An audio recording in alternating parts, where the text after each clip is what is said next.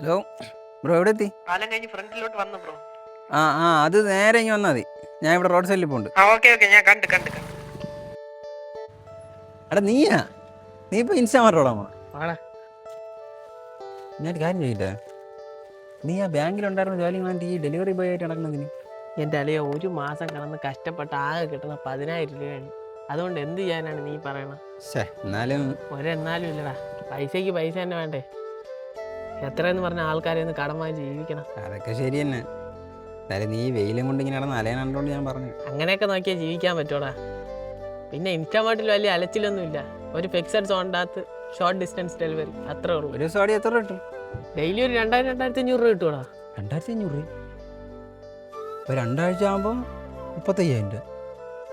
Vacancy ഉണ്ടാളേ? Vacancy ഒക്കെ ഉണ്ട്, പക്ഷെ എപ്പോഴും 2,000-3,000 കിട്ടുമെന്നൊന്നും ഞാൻ പറയാനില്ല. ഈ മാസം 19-ാം തീയതി മുതൽ ജനുവരി 1-ാം തീയതി വരെ ഇൻസ്റ്റാമാർട്ടിൻ്റെ ന്യൂ ഇയർ ഏണിങ്സ് പാർട്ടി നടക്കണം.